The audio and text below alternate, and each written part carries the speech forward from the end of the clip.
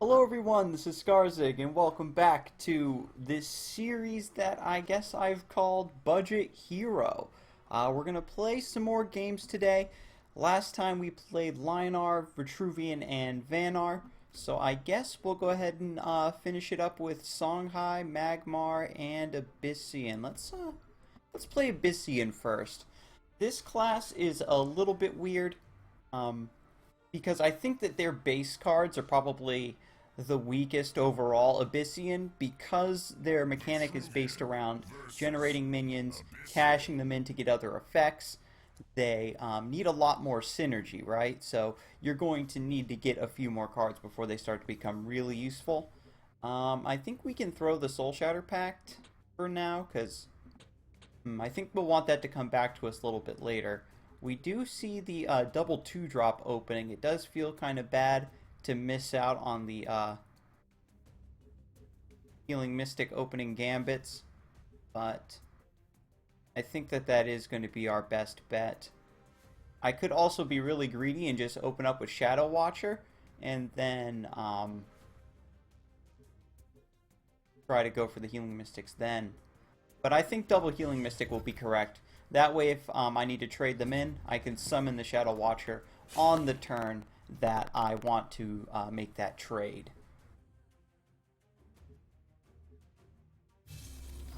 Obelisk opening's pretty good. Generally speaking, you can play the Obelisk right here in front of you when you're going first as Vitruvian and you play the Obelisk, because the Dervish is going to spawn on one of these spaces, and any of these forward spawns are going to net you some mana, pretty much. So, playing it up here just kind of limits what you'll have reach of when that Dervish does spawn. But we're going to take the opportunity to just Healing Mystic here. I think we're going to go like this. Do I want to keep the Necroseer? Yeah, I think so. Since we did double 2-drop opening, I think that keeping this just for a little bit of card draw might be good. And so this is interesting. The Dervish, he's going to go and get this mana to ramp up instead of using it to kill one of my Healing Mystics this turn. So this is pretty good for him, because what he can do is play a 2-drop and then another 2-drop, or a 2-drop and a 3-drop rather, if he gets this mana as well, or just one 4-drop. And the one leftover mana, he could possibly use Scion's First Wish. And playing the Pyromancer here, when it's not in a defensive spot, is pretty poor manners. The Pyromancer is actually just going to die for free, so that really stinks. Since the Shadow Watcher has Death Watch +1/+1, well, we'll replace first.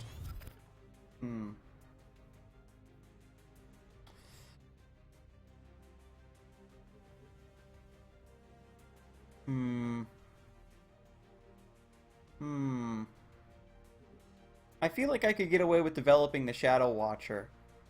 Maybe being a bit more greedy with it. If I play it here, then the Dervish won't be able to get at it. See, he's kind of confused because I'm taking so long to move. Yeah, so I think we'll do this. We'll have the Healing Mystic make this trade. Oh my god, I forgot to play the Shadow Watcher. Well, ugh, I got shaken up by that.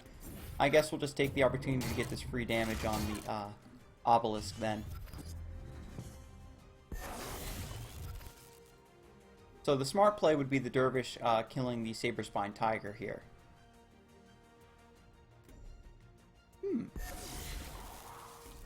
Is he going to go face?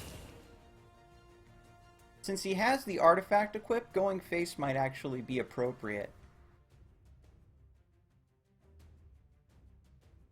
If he kills the tiger, it'll leave this as a 4/1, and then I have to choose between killing that or taking out the Obelisk, because he can just kill the Healing Mystic with his General. But leaving the Healing Mystic as a 2/1 actually gets me a bit more value, right? Killing the 2/1 with his artifact, wasting a charge on that, is going to make him feel really bad. I already got some value out of the Healing Mystic by using it to kill the Wild Pyromancer. Wild Pyromancer, goodness! That's the wrong game. In this game, it's just the Pyromancer. Wow, so he goes face. I get to keep my Saber-Spine Tiger for another turn.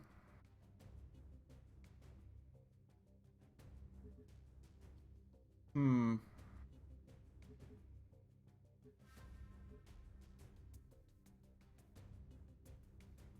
I wish I had more mana.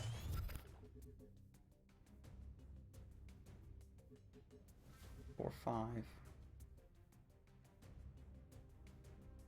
So the thing is I can like put all my eggs in one basket for the Shadow Watcher, but then there's a chance that he might screw me over. So what I think I'm gonna do here is actually.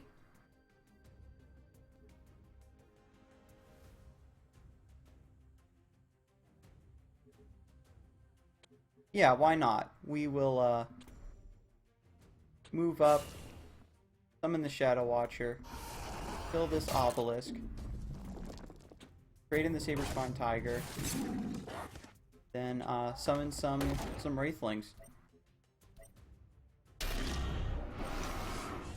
This is actually really good. The Wraithling is going to body block for me.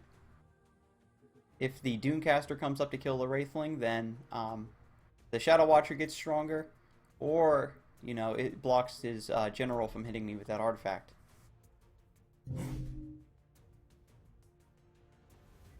My general plan for this episode is to go ahead and get these games completed so we can show off some gameplay for the other factions. Again, since the decks are so generic and basic, there's really no need to show off what exactly I built.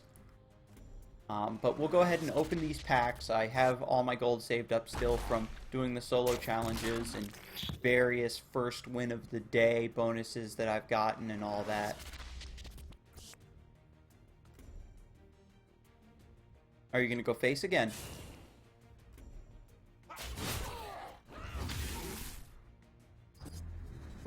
I'm tempted to demonic lore the Shiro Puppy Dragon. If I do that, actually, yeah, since I have 6 mana, I can demonic lore the Shiro Puppy Dragon, hit it with my general, hit it with this Wraithling to kill it, and then drop the Primus Shield Master, and then the Shadow Watcher will be pretty huge, actually.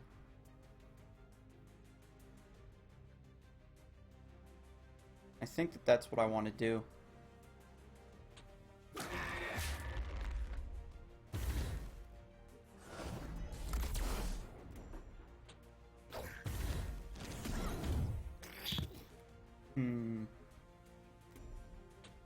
We're going to step 1 over to kind of create some space between the Dunecaster and everything.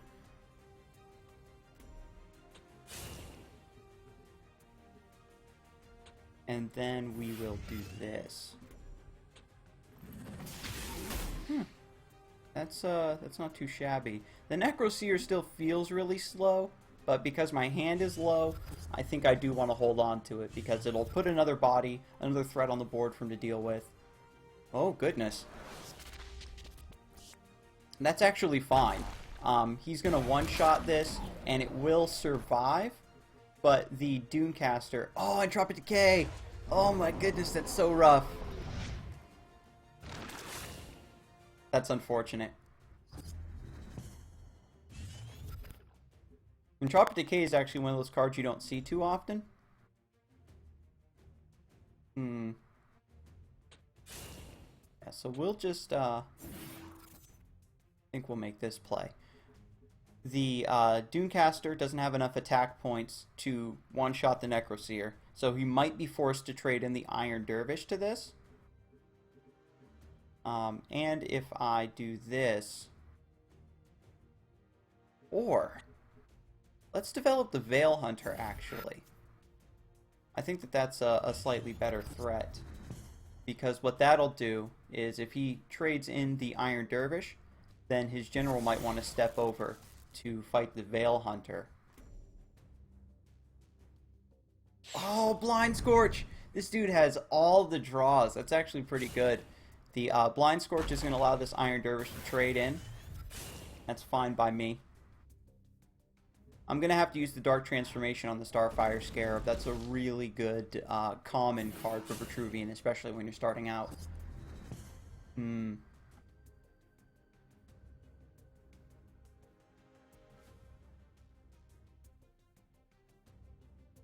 Alright, so we're going to Dark Transformation this.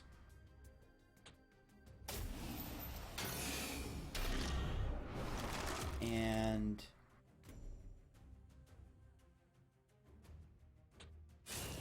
Veil Hunter can kill the Dunecaster. And I'm going to feel real... I could... Okay, so I could Repulsor Beast to send this away. Or I could just take this damage, heal 2, so it's only like I take 5 and we'd be at even HP, and then I develop Wraithlings. The thing is, though, since I don't have anything to take advantage of the Wraithlings, I think developing the Repulsor Beast here is actually going to be the best play. So we'll do that.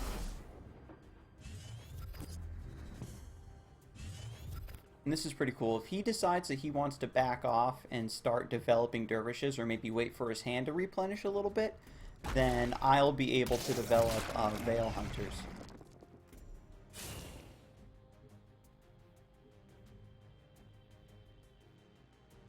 I don't mind the Obelisk.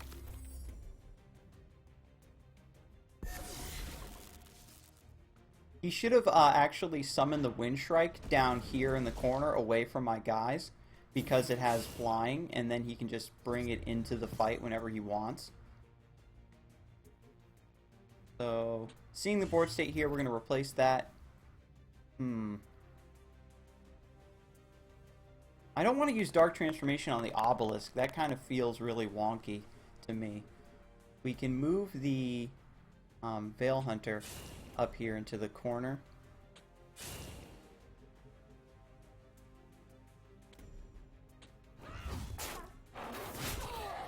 Probably best to save the Dark Transformation if he plays anything else that's like way too huge for us to deal with.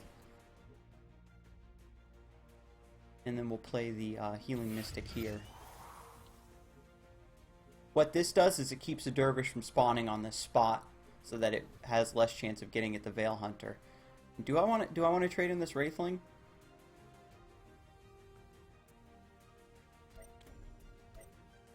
Yeah, I suppose it doesn't matter. We'll get that damage while we have it. A lot of Abyssians, like really big threats that they would normally play, are actually epic and legendary. Vorpal Reaver, Spectral Revenant, those cards that you're probably used to seeing. They don't have a lot of mid-range threats like the Starfire Scarab, for example. You need to get synergies going that ramp up and just spiral out of control for you, such as Blood Moon Priestess and Shadow Dancer. That's on my little list I have going here of cards, what to craft for Abyssian. So we have our other Dark Transformation for this Starfire Scarab. And what we're trying to do here is pretty much... Ooh, okay, Soul Shatter Pact, and now we're talking. Give all friendly minions +2 attack this turn. That would be 4, 5, 6, 7, 8, 9, 10. Holy hell! Holy hell! I think we did it. Is my math super bad? We're going to cast the Soul Shatter Pact. We got to do this correctly. Actually, no. I don't have enough, because the Wraithling can come over here and attack. I get body blocked by the... Oh, wait, no, I do. Yeah, never mind. I thought I needed to attack with my General for some reason, but the Healing Mystic and then the Veil Hunter can finish off. Okay. Whew. That was actually really difficult. Soul Shatter Pact really bailed us out there, because we were running low on cards. In my list of neutral cards that we want to get, Dancing Blades is top priority.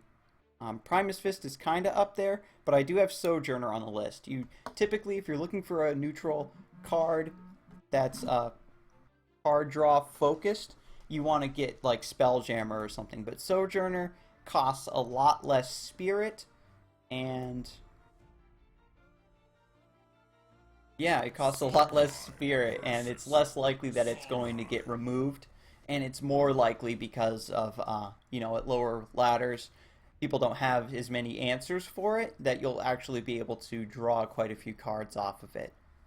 Now, this is interesting. I could develop the Widowmaker, right off, but the problem is my opponent is also playing Songhai, so there's a chance that it could just get answered with Phoenix Fire, and if that's the case, um, things are not going to go well for me.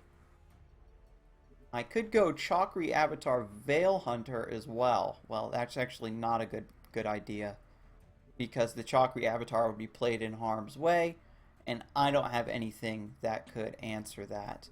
I could go double Veil Hunter, basically sacrificing one Veil Hunter, and then keeping the other alive. That seems really bad as well. So I think what I want to do is throw a Veil Hunter and a Chakri Avatar. Okay. So I guess Widowmaker first might be our play.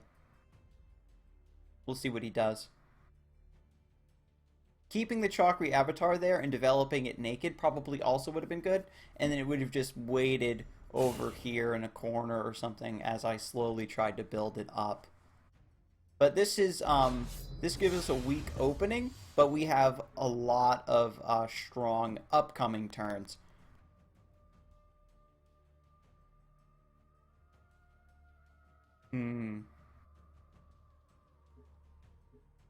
Now, do I want to play the Widowmaker or just go naked Veil Hunter?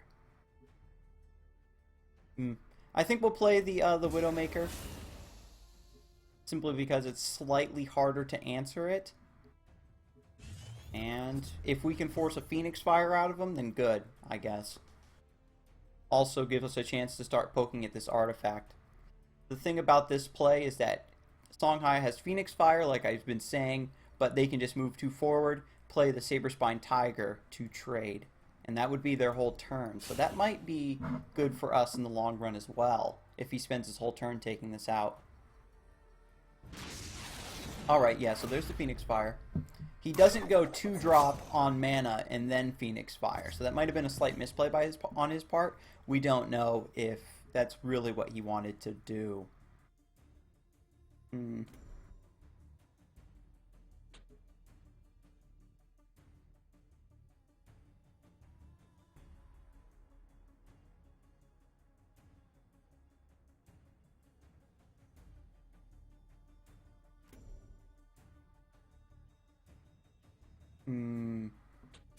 I guess we'll just move forward here and play the Primus Shield Master. This is really greedy on our part because we're preserving the mana. We didn't really have a good way to use it, so I figured that I would just preserve this mana. He's already used 1 Phoenix Fire, and the only way for Songhai to typically deal with really tanky targets like this, 6 HP, if they go double Phoenix Fire, it's really good for you. Because that's a lot of the damage that they would rather spend on your face that they've used on a body here. And then you could pretty much, you don't have to respect them as much, right, if they waste what would normally be their win conditions, or part of it, on dealing with your board. So he's just getting a couple spell charges off of this Blood Rage Mask, and it's fine. He's not casting anything en masse, and the Heartseeker, you know what I mean? We're going to take this mask off of him next turn, so it's not a huge deal. I also have the Saberspine Tiger that can kill the Heartseeker and then still survive as 3-1, so that's really huge for us. If you can get your Saberspine Tiger to kill something and live, then it just doubles its value. Saberspine Tiger is pretty much a spell that can sometimes generate a 3-1 for you. Wow. That's really good for us. Let's see. How would I want to do this?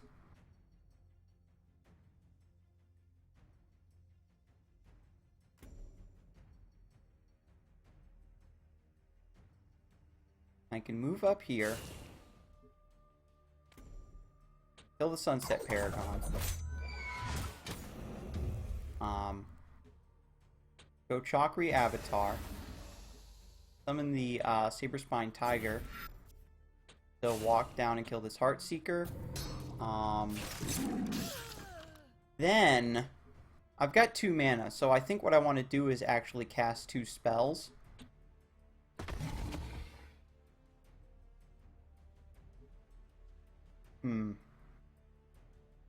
I suppose it doesn't matter specifically where the Primus Shield Master is, so I guess we'll just leave it there. And then we will blink this Chakri Avatar. Awesome, I really like that play. He gets to keep his mask for another turn, but the damage that he is going to do with his mask, I think, is outweighed by us being able to take such a dangerous board state against him. I don't want to say dominant, because having 2/3/1s against Songhai, they could just play Ghost Lightning or something. But we have the Chakri Avatar cooking here, finally. Got the Inner Focus, so we can, next turn, we can go 3, 6, 7, 8, 9, Inner Focus, 10, 11, 12, 13, 14, 15. So we're threatening, we're getting really close to lethal. If I replace into a Phoenix Fire or something, then that definitely would be. Sorry, my mouth's really dry. But he develops a Primus Shield Master of his own, and this is really interesting because that's pretty much his whole turn, and he's only doing that to kind of keep my board at bay.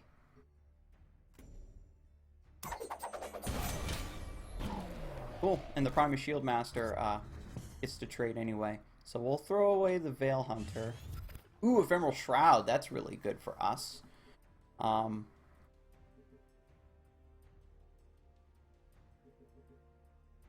How exactly do I want to do this? Well, I can play my whole hand. So, dispelling this, what it does is... Sorry. Let me keep my phone from going off. But, dispelling this just allows the Chakri Avatar to attack as general and allows me to create a little bit of distance if I want.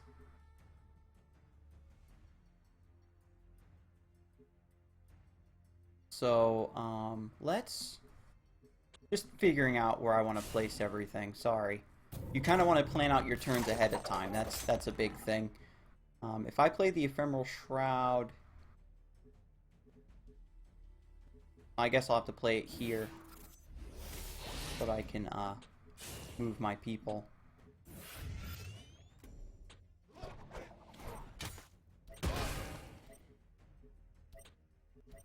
And I can Inner Focus.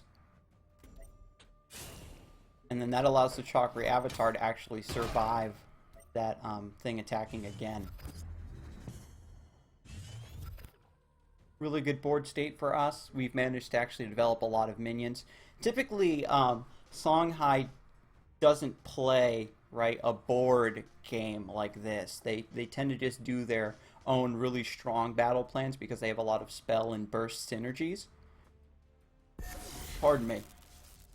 But, again, at lower levels, when you don't have all of those cards and all of those synergies, you can still play a very board-focused style and just rely on Songhai's buff spells and burn spells to just push the extra damage through or deal with threats.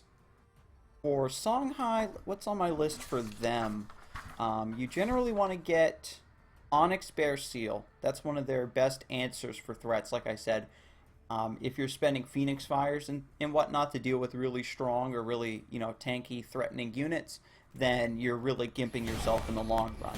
So Onyx Bear Seal is a 1-spell answer to those threats. Mist Dragon Seal is another really great card. It allows you to pull your minions if they get pushed away, and it allows you to do some really tricky things with positioning. Four Winds Magi and Lantern Fox are both really high, rares. See, so he just summons the Scarlet Viper, but it's too slow because I have lethal on board. So, GG, sir. If he was gonna play like Scarlet Viper with Inner Focus, I thought he was gonna do something pretty cool. But yeah, as Songhai, it's really hard for you to come back once you lose the board like that. So, at this point in the ladder, we want to focus on getting a board established. But on this list, I have Onyx Bear Seal, Mist Dragon Seal, Four Winds Magi and Lantern Fox kind of on the same slot. Some Songhai lists are not running Lantern Fox as much, but Four Winds Magi is generally pretty good. Maybe get a couple of them. Mana Vortex is also really strong for Songhai. And Katara I actually have on the list. It's from the Shim'Zar expansion. But it's only a common, and it is pretty good for getting that burst through like I was talking about. So, this is actually a really decent spread.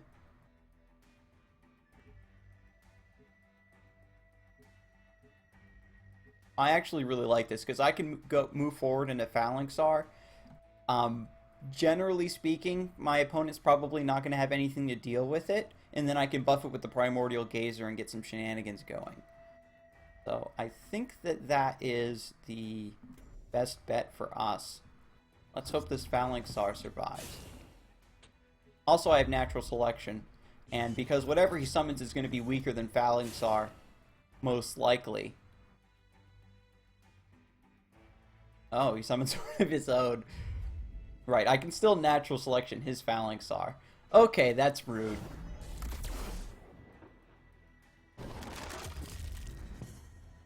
I'm sorry, folks.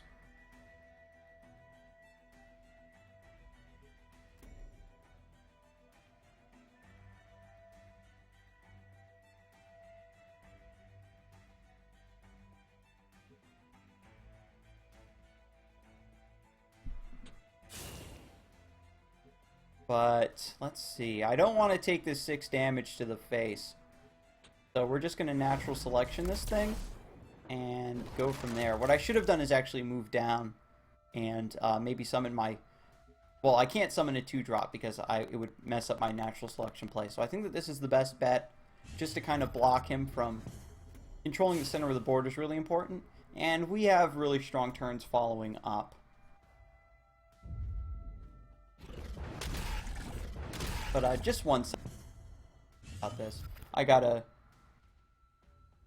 take this.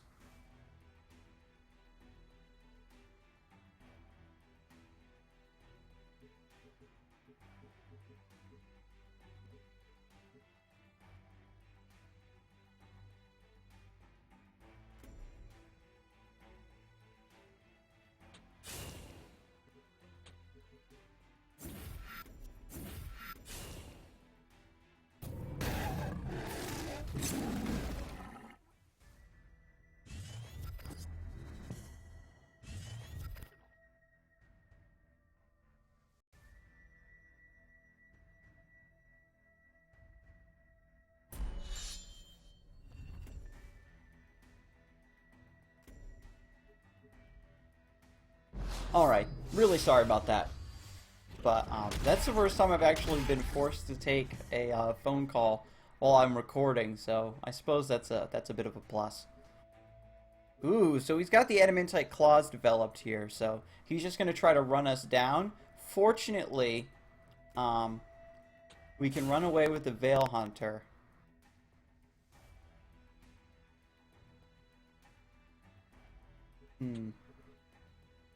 The Primordial Gazer needs to be cast on a nearby enemy.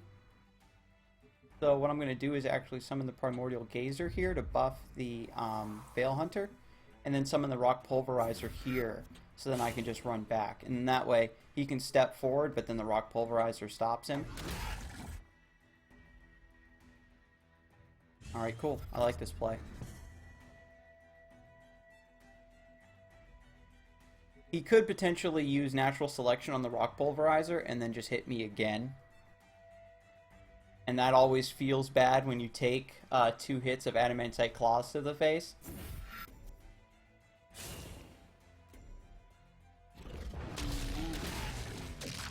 Whew. Okay, so we managed to do away with the claws. We're going to move the Primordial Gazer so that we can summon the Primus Shield Master here. Then I can overload. Do I want to go on the offensive? I think I pretty much have tempo now because I have a Provoke on the board. And we're going to go in like that. Nice. Right, as of right now, natural selection is blocked by his own Putrid Dreadflayer. I'm not actually too concerned about dampening wave.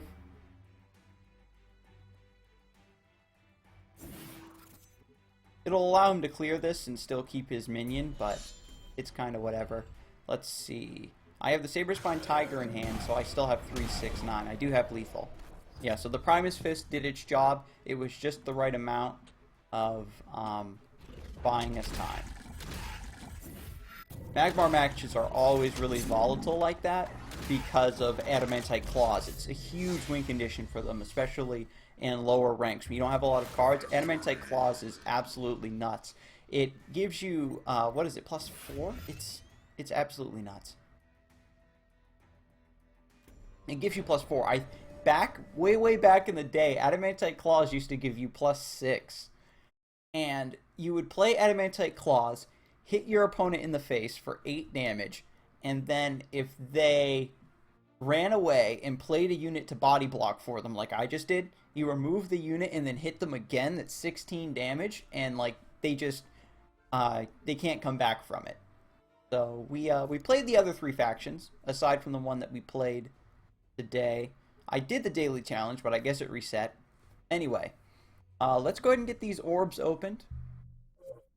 And next time we'll talk a little bit more in depth about crafting choices and whatnot. We might be able to get a few of the cards that I kind of had my eye on this list.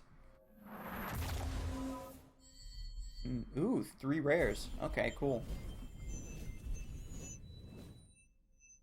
Silvertongue Corsair, that's pretty funny. This is actually one of my favorite cards. A 3/3 for 3 takes no damage from generals.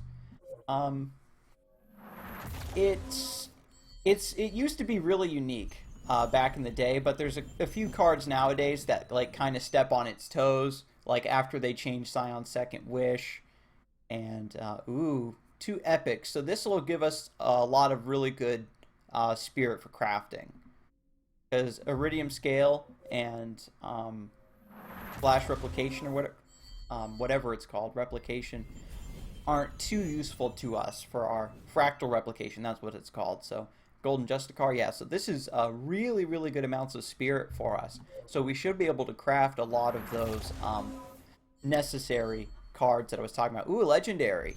And another Epic. See, this is what I'm talking about right here. You guys have to respect the Duelyst drop rates, right? Haddo. Okay, so now we have some memes going.